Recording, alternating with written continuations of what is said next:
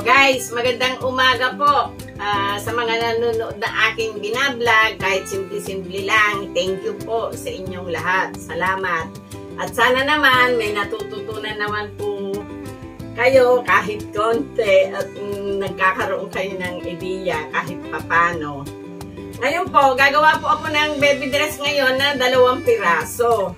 Meron po kasi ako ditong tira na tela, dalawang putol po ito, isang 30 inches at isang 32 inches. Pira ko po ito sa polo dress. Ngayon, may lace po ako na pan-design kasi baby dress naman po siya. Lalagyan ko po ng lace. Sa Taytay ko po ito binili. Ang 1 kilo po ng ganitong lace ay 50 pesos lang. Tiyagaan lang po ng paghahanap. O, ayan guys. Itong pattern ko, papaliwanag ko po sa inyo kung paano ko siya ginawa. Ito yung pattern natin. Ang haba ng kinuha ko, pang-4 na taon kasi ito. Yan, 26 inches ito guys. Tapos, ang laylayan ko ay 44 inches. Ayun, yung shoulder, kinuha ko po siya ng 5. Tapos, ang kanyang neck, 2.5. Tapos, dito guys, bababa kayo mula dun sa gitnang yon ng 1 inch para pumunta kayo dito. Ngayon, ang sleeve nito guys, ito 6.5. Kasi ito, 7.5 dapat. Umakyat lang ako dito ng 1 inch. Kasi pagka sinunod nyo yung 7.5, masyadong mababa ang kilikili.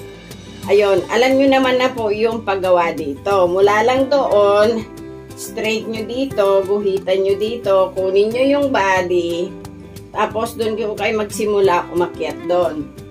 O, yan guys ito yung back. Ngayon, ito, kailangan pareho din sila ng laki ng back.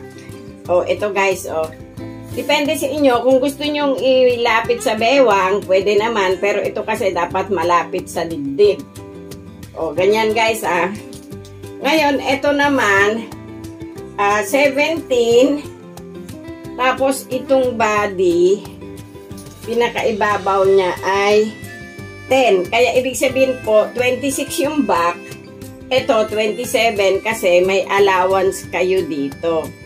Ngayon ito, kinuha ko kasi ito ng, ayan guys, ito kasi bago nyo siya ilagay dito, buuin nyo muna. Yan, ganyan. O, sandali guys, gagawa ako ng paggagayahan natin. Ito, iginaya ko muna doon sa back. O, ayan buo siya. Diba, buo po siya. Ngayon, buo siya. Pagka buo siya na ganyan, ito guys, dito nyo simulan yung gupit. Yan. Kung ano yung gusto nyong slide, pwede. Pwede nyo rin po naman ito paabutin doon kung gusto nyo yon para slide talaga siya. Pero ako po ganitong ginagawa ko. Kasi mamaya guys, ito, pagdidikitin natin sila, yan ganito lang po yung magiging forma natin. Tabasin na po natin yung likod. Pag malaki po yung tela nyo, pwede nyo po siyang gawan ng paraan na medyo lumuwag yung laylayan. Ito guys, ganito lang ito. Ikat natin dito.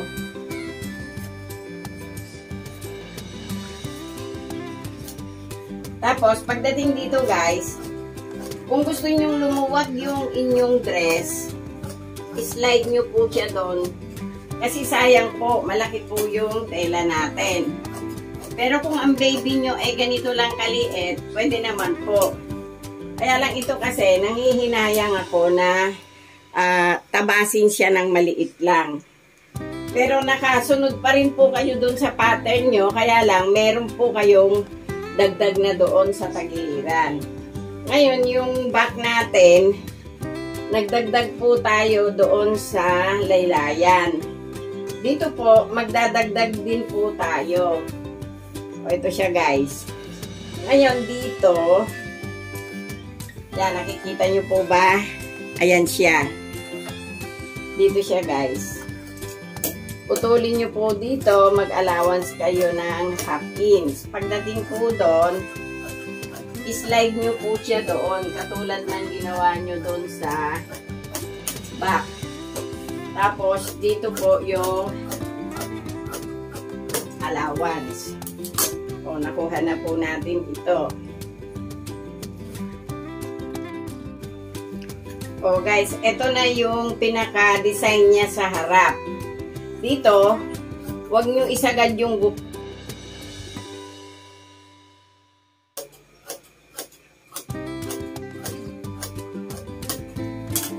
Ito yung lace natin.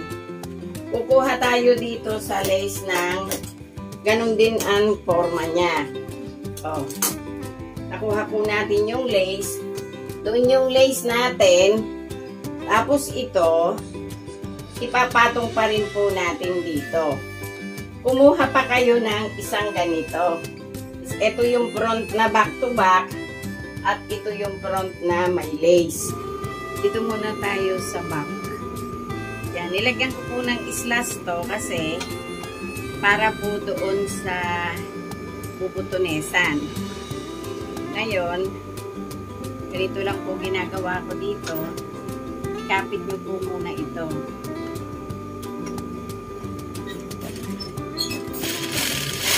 Pinuhan nyo po ang inyong karayom.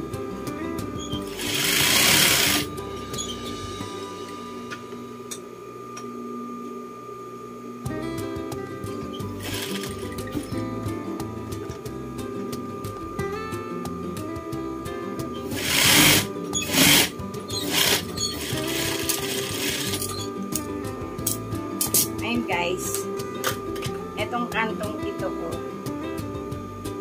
yun, mula dito, gumupit kayo, pero huwag nyong sasakupin yung sinulid para hindi po siya matastas. O yun. Ngayon, tapos na po dito. Iwanan muna po natin siya ng ganito. Yan, dito muna po tayo sa front.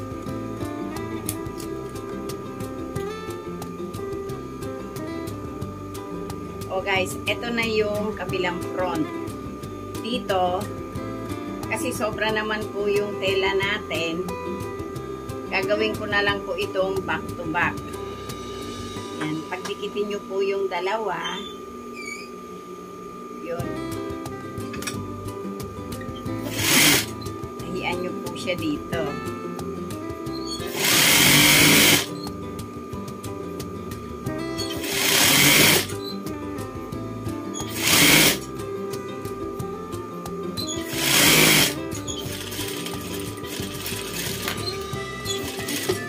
Yun, sa banda rito guys, gugupitan nyo ng konti. Tapos na po tayo doon. Ibaliktad nyo po ng ganito. O yan guys, pagka pasada dito, dito naman po tayo sa kilikili.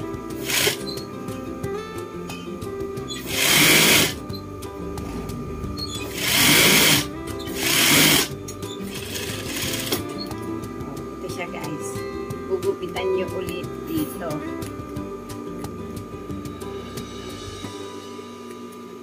Nagupitan na po natin. Baliktarin nyo po.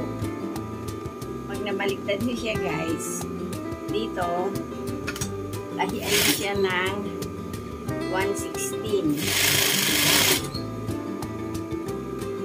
Paakyat po dito sa ibabaw. Kasi yung 1/16, kahit mapa dito siya mapunta o dito, okay lang yun. Ngayon dito sa bandang front, ganun din po. I-flat nyo siya ng ganito. Yan. At tahian nyo po siya ng 1/16.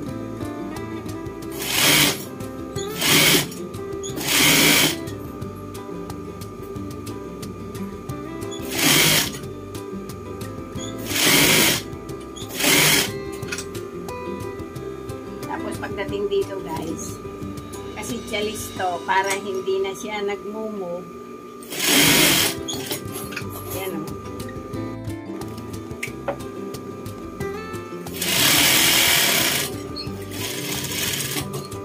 So, ayan guys.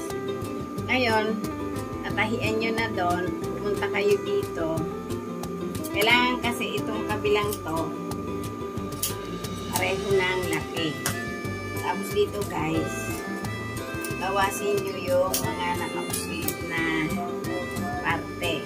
O, ito na rin. Nakatihaya itong printed at ipapatong natin itong lace sa ibabaw.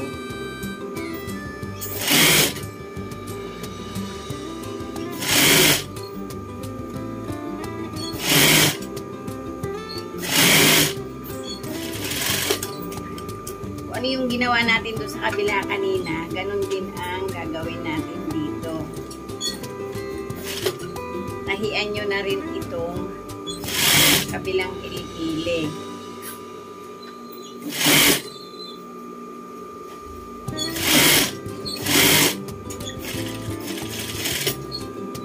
Ito siya guys. Ngayon, baliktarin natin ito.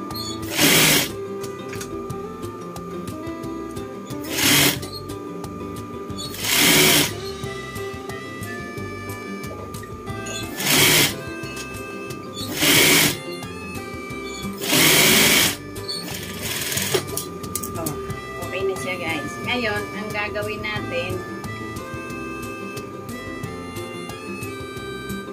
kunin nyo ito at ipantay nyo doon sa may lace. Kailangan pareho sila. Pag may sobra-sobra po sa tabi na ganito, tanggalin nyo. Yan, katulad po dito. Ayun guys. Kailangan kasi pareho-pareho sila ng laki. Yan, okay na siya guys. Yan na siya. Ngayon, yung ribbon, eto kasi, nilagyan ko ng lace sa ibabaw, sa karayagan, eto yung wrong side. Pag naggawa kayo ng ribbon, ganito lang po yun. Ay, ng ribbon tawag dito eh, laso. Nahiin nyo muna doon. Tapos, nahiin nyo din dyan.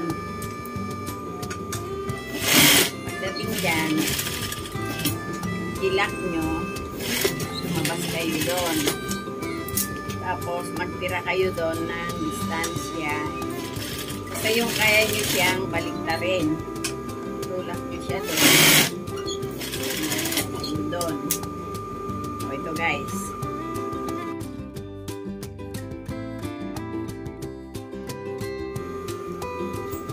Ito, gumawa ako ng maliit na bilog. Ngayon, ito yung butas. Ang gawin nyo, kurpada nyo lang siya ng ganon. Divided by 3. Dito kayo sa 3. Pangatlo. Ang gagawin nyo po dito, ikapit nyo siya ng mataas ng half inch. Ikapit nyo na siya doon. O, tapos guys, dito, pasadahan nyo doon. O, sakto lang tayo. Ngayon, dito, dahan-dahanin nyo lang siya guys. Ang dali lang po nitong tahiin. At gusto rin po ng nanay ito kasi simple lang. I-overlock ko lang siya guys bago natin idugtong dito sa back. Overlock na natin. Dito, itikit natin ito. Tapos guys, yung belt, ito, gumawa na ako kanina. Sininggil ko lang siya. Yung belt, ikapit nyo na dito.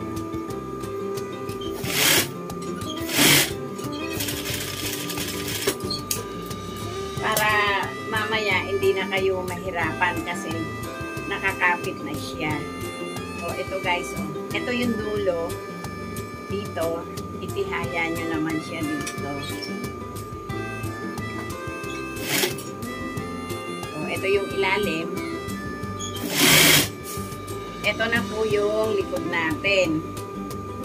O, yung nilagyan natin ng ganon. Ayun.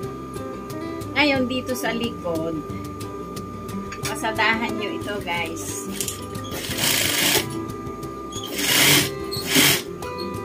Para siguradong pantay, huwag nyo munang ilalayo yung karayom nyo.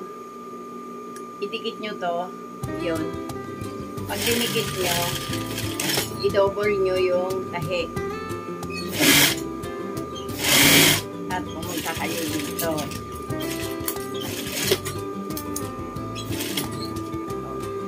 Gupitan nyo po ito kasi kurbada po ito.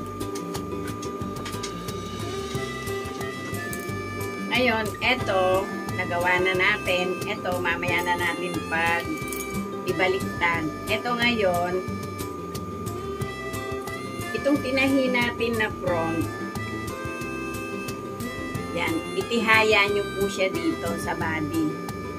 Eto na yung shoulder ng body, guys. Ngayon dito, maglagay kayo ng konting pleats. Konting-konti lang po. Para lang po mapagkasya nyo yung shoulder. Yung pagbabaliktaran nyo. Pero pwede rin naman kung ayaw nyo nang may pleats yun, lakihan nyo na lang po yung tapo sa likod. O, yan. Ngayon, yung isa, dito naman po sa kabilang balikat. Ito yung may lace. Idikit nyo po siya doon.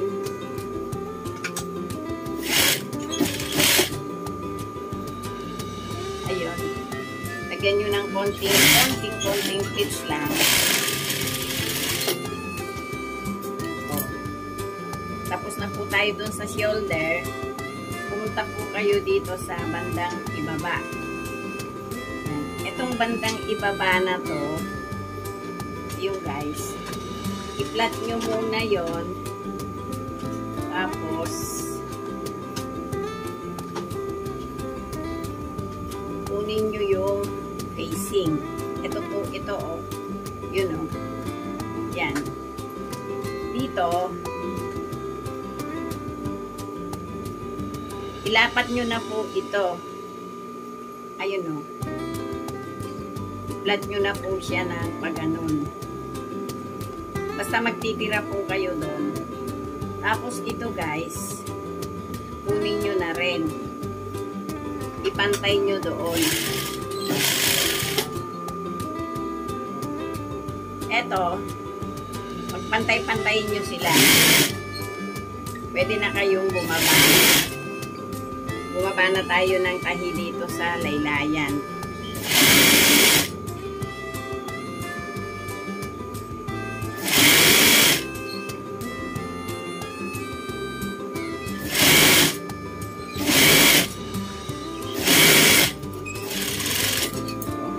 Guys, ngayon dito sa kabila, ganun din. Ayun o, magtitira kayo doon ng sobrang, mas malaki naman siya sa 1/4. Ayan o. So, i-flat nyo muna ng ganon kung nahihirapan kayo. Tapos ito guys, eto, ipantay nyo doon. Kasi tatahian po natin yung mamaya.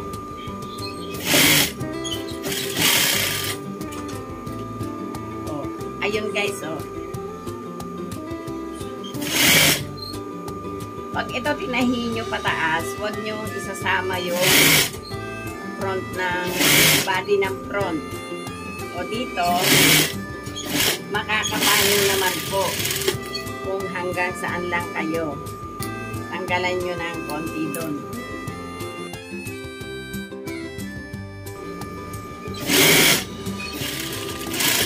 Sundan nyo na guys, gupitan nyo ng konti. Itong kabila, kanina, gugupitan din natin. Kasi hindi magpa-flat ito kung walang gupit on.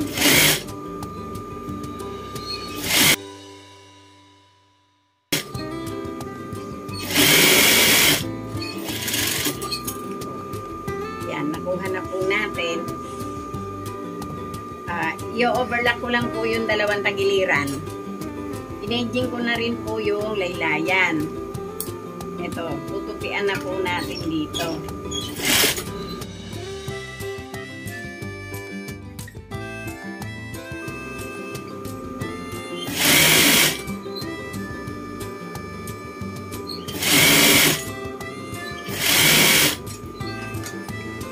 Ito na yung baby dress natin, guys. Gagawin ko yung isa. Ito nga pala, guys, yung nilagyan natin ng biyak sa likod. Ngayon, mula doon sa shoulder, 116 din po tayo papunta dito.